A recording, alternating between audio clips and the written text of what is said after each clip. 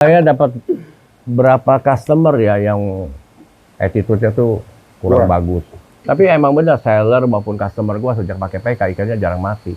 Sekarang kan Gramedia disubsidi sama ikan. Woi, Every month 50 juta buat bayar gaji pegawai. Saya sih kalau cuan itu saya lebih baik dibagi-bagi. Jadi saya rencana tuh mau ngajak farm-farm lain kerjasama untuk ekspor. Hai sahabat Quality Goldfish, saya bakal memberikan satu pengumuman. Kalau subscribe udah 20.000, saya bakal bagi kawas 10 biji dan ikan dari CCB Goldfish 10 biji juga. Makanya jangan lupa subscribe YouTube channel Quality Goldfish. Thank you.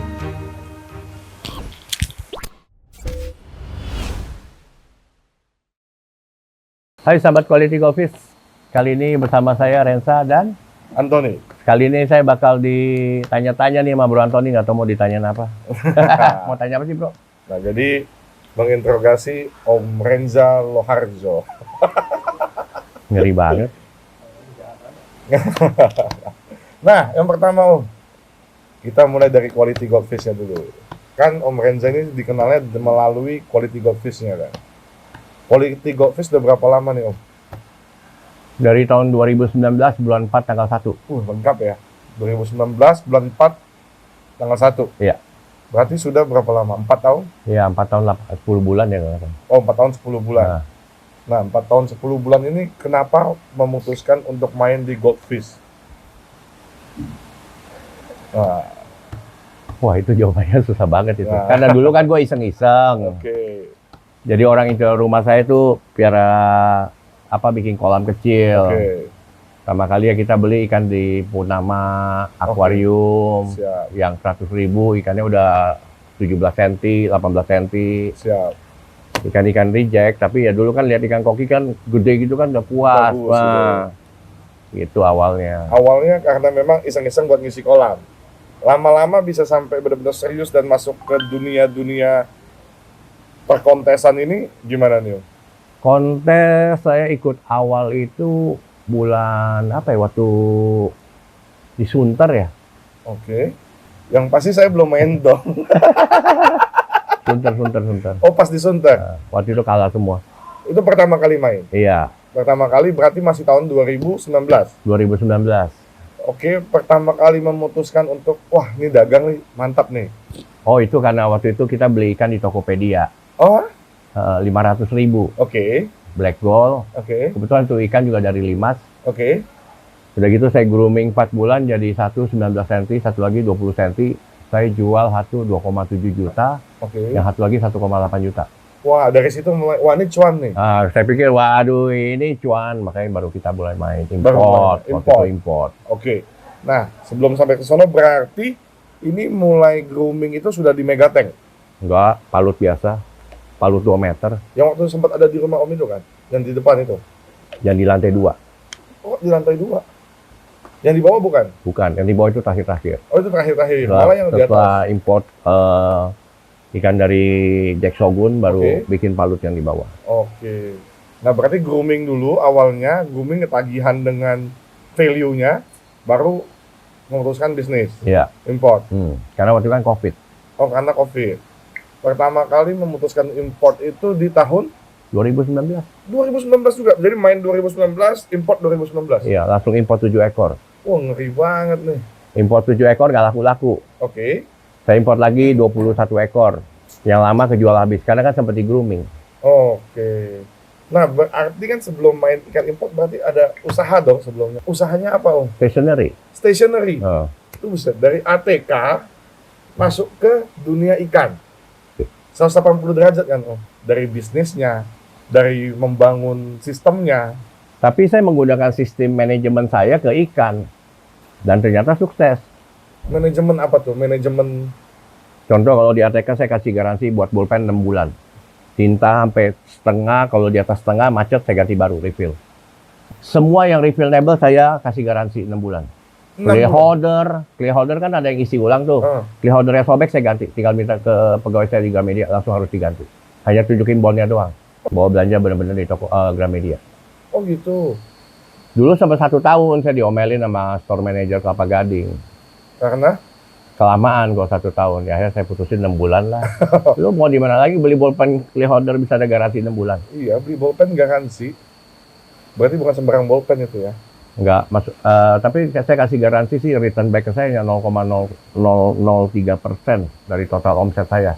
Jadi begitu garansi ini diimplementasiin ke dunia ikan, berjalan nih? Berjalan. Nama saya naik karena dulu saya kasih garansi 1 tank isi ikan saya semua 1 bulan, isi tank ikan saya semua 2 bulan, campur 1 bulan. Di sono baru nama saya meroket. Oh gitu. Wow. Jadi awal mulanya menjadi bisa cepat diterima itu karena ada garansi ini. Iya. Jadi orang nggak takut beli ikan import. Oh, garansi ini penting banget berarti ya. Dan itu masih dilakukan sampai sekarang? Kalau sekarang seminggu, karena kebanyakan lelang. Oh, kebanyakan lelang. Tapi kalau jual tanpa lelang? Tanpa lelang kalau ikan produksi saya sendiri sebulan. Sebulan? Kenapa begitu pede? Bisa memberikan garansi terhadap customer. Terkadang ada kesalahan customer yang dilakukan. Kesalahan customer juga saya ganti. Nah, berarti boncos dong kita? Nggak boncos. Hah? Nggak boncos. Di bawah 3%.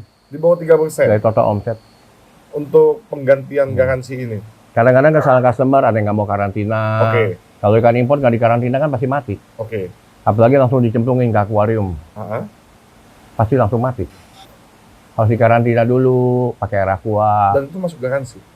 Masih, gua kasih. Karena buat pertama kali doang. Selanjutnya lo harus kirim video ke saya. Oh. Pada saat saya kasih ikan pengganti, lo harus kirim video. Dan ikan pengganti dia orang nggak bisa milih. Oh. Om yang gantiin ikan itu? Biasanya sih grade-nya hampir sama atau lebih kurang lah dikit. Lebih kurang, hampir sama grade-nya. Kenapa saya bisa kasih garansi? Karena dulu saya beli ikan Thailand 7 ekor, 1 kena insang busuk. Oke. Setelah 3 minggu di akuarium saya baru kena insang busuk. Oke. Mati. Saya stres, beli ikannya 3,5 juta. Oke. 2 hari 3 malam kan susah tidur tuh, mikirin duit terbang, ya nggak? Dulu kan kita kalau di UBI pasti semua kayak gitu. Iya, betul. Setelah itu, saya kasih tahu saya punya seller di Thailand. Diganti sama dia. Oh, diganti? Ganti. Oh, walaupun kualitasnya di bawah itu 1 grade ya, tapi tetap diganti. Dengan ikan yang ukuran sama. Berarti berangkat dari digitukan dulu sama... Iya. Enggak, sebelum itu juga emang saya kasih garansi. Oh, sebelum itu juga dikasih garansi? Kan saya terapin manajemen saya di Gramedia. Oh, iya. Nah, berarti begitu main di bisnis ikan ini 2019, ada kesulitan yang berbeda nggak dengan bisnis-bisnis sebelumnya? Waktu COVID sih booming ya. Waktu COVID? Tapi sekarang ya back to normal. Back to normal? Sebenarnya, tapi sekarang turun dikit ya. Turun dikit atau banyak? Turun banyak. Turun banyak lah. Dulu sampai hampir 1000%, sekarang ya tinggal 30-20%. Margin? Bulan ini sih rugi. Karena kena wabah. Oh, kena wabah. Nah, semua petani kalau kena wabah mah rugi lah. Ini kan berarti ada satu sistem yang berbeda di mana kalau ATK itu kan modal mati kan. Kalau ikan itu kan modal hidup. Ada kos air, nggak ada modalnya nggak tetap lah. Makanan dan segala macam, apalagi ditambah dengan contoh misalkan 10 ekor ikan yang diimport, 3 ekor mati aja itu kan sudah ada penambahan kos. Iya. Gimana cara mulai mengadaptasi bisnis yang modal tetap dengan modal tidak tetap? Pen itu juga ada expired date-nya bro. 3 tahun kalau buat yang gel, 5 tahun yang buat semi gel. Oke. Ikan kan juga bisa mati punya kan. Betul. Jadi sama aja kan. Sebenarnya sama aja. Itu pen pasti ngendep dulu di gudang gua. Oke. Bisa 1 tahun 2 tahun. Oh. Kalau nggak laku kan bisa sampai 2-3 tahun. Gimana coba jual ke customer? Pasti macet kan? Iya. Macet komplain, nah kita ganti refill-nya. Oh. Jadi memang udah terbiasa. Tapi selain wabah, karena kan aku ngikut Om berarti sudah mulai dari waktu di COVID ruko. ya? Iya, ruko. Waktu di ruko aku sudah mulai ikuti dan berkali-kali juga wabah ini menyerang ya. Iya. Menjadi cobaan besar buat QGF. Berapa kali total Om kena wabah? Wah, nggak kehitung lah. Dulu gua pernah sekali import hampir mati semua kena insang busuk. Kita pakai obat dulu yang kan parah-parasan dong, 1 botol tuh buku jual 3,5 juta. Oke. Tapi itu ikan kalau pakai obat itu ya jadi menciut karena pengobatannya lama, 5 sampai seminggu. Makanya saya langsung ganti pakai PK.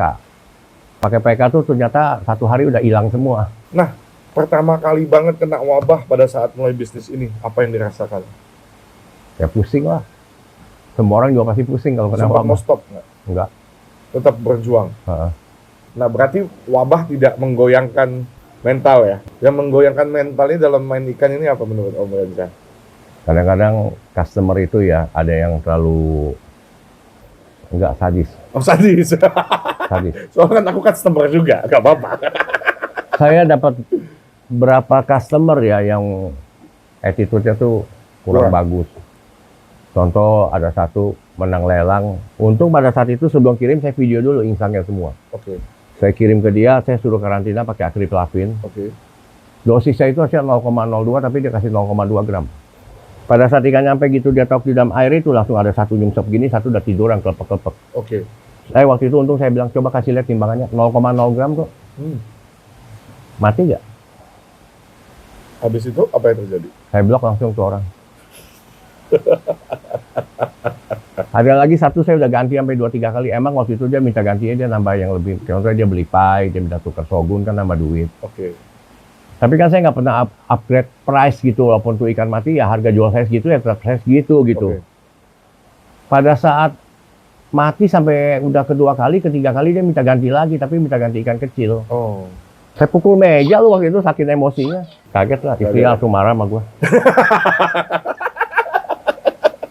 Yang dipukul kan meja, kenapa dia marah? Nah, basic bukan tukang ikan. Masuk ke dunia ikan. Kalau menurutku yang aku lihat teman-teman yang main di ikan tuh kan nggak kenal waktu ya. Kalau Om mungkin main di ATK, di stationery itu pasti kan ada waktu kerja. Bagaimana tuh Om? Karena saya pertama kali buka toko di Gramedia juga, saya sebelum toko buka saya udah jaga di tempat. Saya duduk di depan toko itu, saya lihat customer masuk, saya catat nih harus treat customer kayak gimana, cara layaninnya gimana, apa yang customer nggak suka. Sampai saat ini pun mereka terapin seperti saya. Bukannya udah ada SPG? SPG kan juga harus diajarin. Oh gitu. Misalnya lagi belanja nih, lu teman nggak diikutin? Nggak suka kan? Iya. 90% orang nggak suka kalau lagi belanja diikutin, tapi kalau dijelasin kan suka. Iya. Itu yang saya dapat belajar di Gramedia. Oh. Jadi memang udah buang waktu dari awal. Iya, buang waktu banyak. Tapi kan lebih banyak ikan kan? Iya, ikan lebih banyak. Sampai keluarga juga terlupakan. Terlupakan. Saya kan tinggal di sini, istri saya kan tinggal di BSD. Oh, jadi pisah ranjang? Iya, enggak sekarang mau pulang ke rumah. Pisah ranjang kagak. Loh, ikan memisahkan loh. Oh enggak lah ya. Sesekali pulang. Iya. Oh, kayak Bang Tohib dong. Iya. Gagang main ikan nih. Iya, mirip-mirip. Mirip. Oke. Tapi ada, kalau ikan kan berarti hobi dulu nih Om. Iya. Hobi dulu atau cuan dulu nih menurut Om Renza? Hobi dulu ya. Hobi dulu. Kalau kita nggak ada passion di ikan mah susah ya. Iya sih. Apalagi Bener. kena wabah-wabah gitu ya. Iya. Jadi hobi dulu, baru kena cuannya. Begitu kena cuannya makin semangat. Tapi menurut Om Renza nih, sejauh ini berarti sudah dari 2019 sampai 2023 ini, Iya. apa yang Om Renza mau lakukan tapi belum tercapai? Mau sewa Untuk atau QGF. beli belum tahu ya. Sewa atau beli belum tahu. Lagi ngincer tanah 10.000 meter sih. Oh, ekspansi 10.000 meter. Untuk Iyalah. Untuk bangun farm koki. bangun farm koki. Pakai fiber semua ntar. Asik. Fiber di Mas Fiber Indo. Tapi benar, kalau kita contoh ya, kita bikin pakai semen pon gini kan rata-rata 3 sampai 4 juta. Iya. Kalau pakai fiber ya 2 juta. Udah gitu kalau gua mau stop kapanpun kan bisa.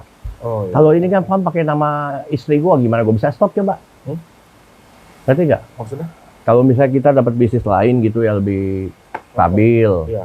Kalau ikan kan naik turun. Iya. Kalau kena wabah atau baik mati kan udah pasti rugi. Ya. Nah, kalau kita udah nggak kuat gimana? Mau berhenti kan? Gimana bisa berhenti sekarang? Tanah punya istri gua pakai nama istri gua.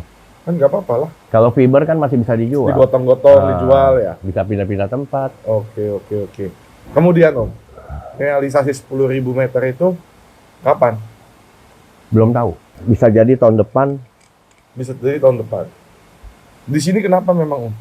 Terlalu kecil ya. Oh, berarti kapasitas QGF udah semakin besar. Enggak lah. Dikit lah besarnya. Sedikit lah besar ya Mas.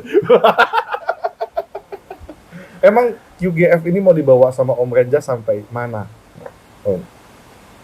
Saya sih hanya pingin ekspor. Tapi gua ekspornya tuh nggak mau main quantity, main kualitas. Oh gitu. Hampir sama kayak Thailand. Ekspor benar-benar yang dua saja. Berarti marketnya semakin kecil dong. Hah? Marketnya semakin kecil, Pak. Kecil juga nggak apa-apa. Tapi kan duitnya gede. Oke.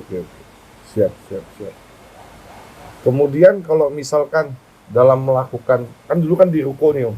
UGF pindah ke farm. Antara ruko dan farm nih kapasitasnya udah beda jauh nih besarnya.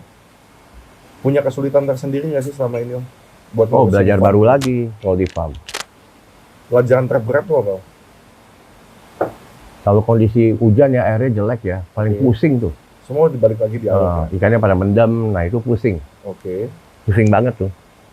Tapi sekarang udah diajarin sama teman saya orang Malaysia. Dulu saya ngajarin dia, sekarang dia ngajarin saya balik. Oke. Ternyata pakai cara dia lebih ampuh ya. Ikan mendem, sekarang nggak ada yang mendem lagi, hajar PK aja, dosis 3 gram, 4 gram. Tapi waternya sih nyalain. Nah, ini pelopor PK itu mulai dari Om Reza ini. Yang Tapi emang benar, seller maupun customer gua sejak pakai PK, ikannya jarang mati. Dan lebih termasuk sehat. Benar nggak? Lu salah satunya kan? Selain lahan 10.000 meter, Om, apalagi yang mau digapai sama QGF untuk dalam waktu dekat? Saya sih kalau cuan itu saya lebih baik dibagi-bagi. Jadi Oke. saya rencana tuh mau ngajak farm-farm lain kerjasama untuk ekspor. Untuk ekspor. Jadi kan saya lagi bikin PT juga yang bisa ekspor import, Oke. dibantu sama si Dani sih. Oke. Itu maksudnya saya kalau kita ekspor itu bisa lewat saya kan mungkin lebih bagus. Karena kan kita tahu cara handling ikan gimana, Satu packingnya. pintu ya. Satu pintu gitu. Kalau Om sendiri, berarti udah mau berekspansi. Tadinya kan kalau di ruko itu kan awalnya hanya untuk hobis-hobis ya. Iya. Import untuk hobis. Sekarang ada re-export untuk keluar. Ini tujuannya kalau di dunia perikanan ini, menurut Om, kondisi perikanan gimana? Lagi turun, semua turun, kecuali fiber naik.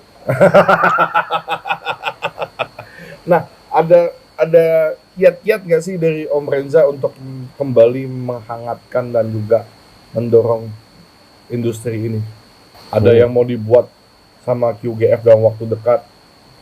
Terobosan-terobosan apa begitu?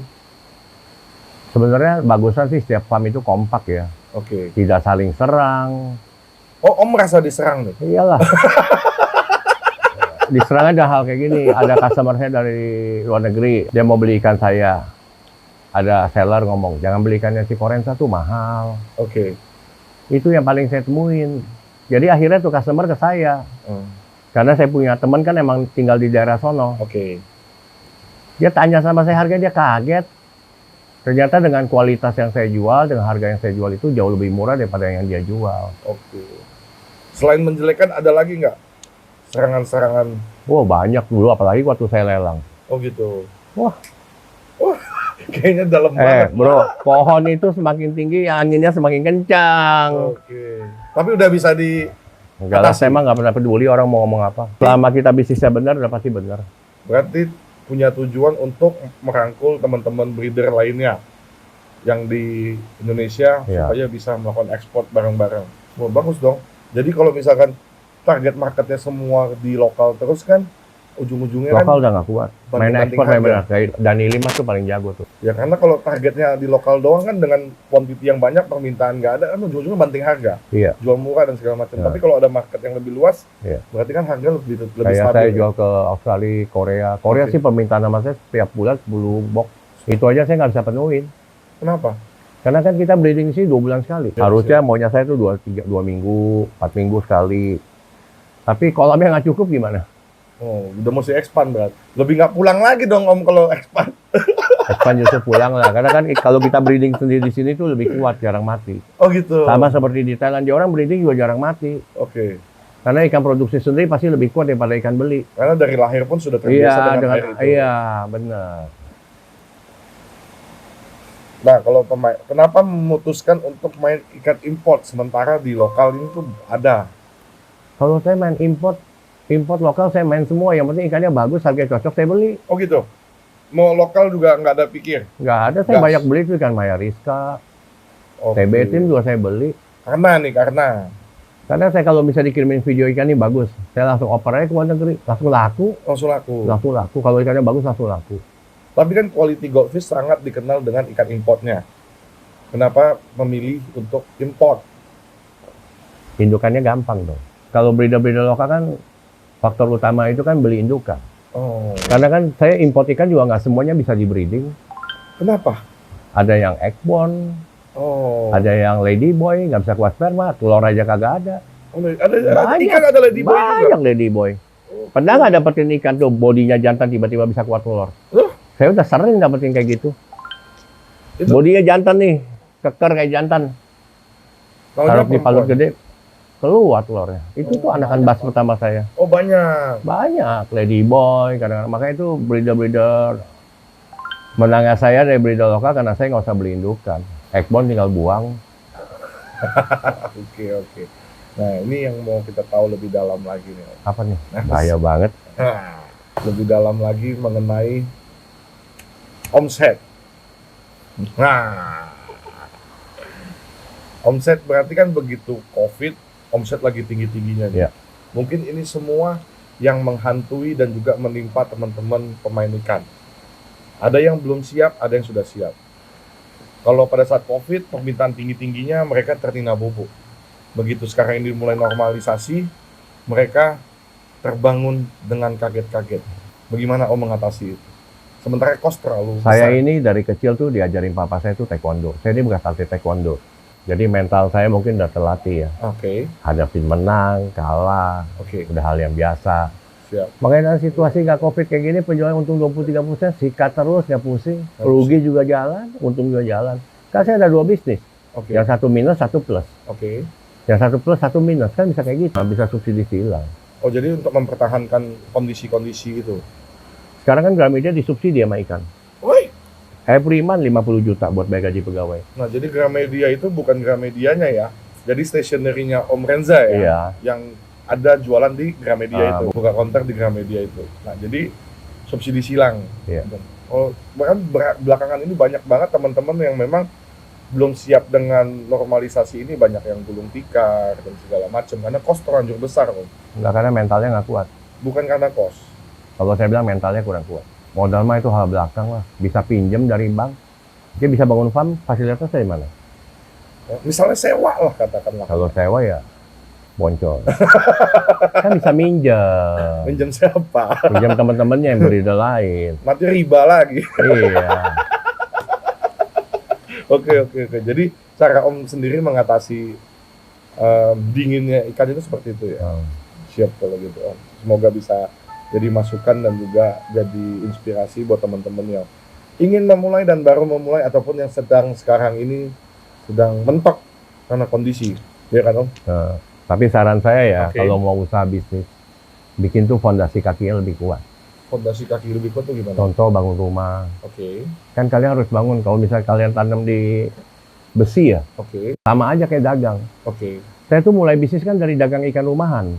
Oh iya, mulai dari Dapat rumah. duit sewa ruko, Oke. dapat duit lagi baru beli tanah, Oke. baru bangun farm.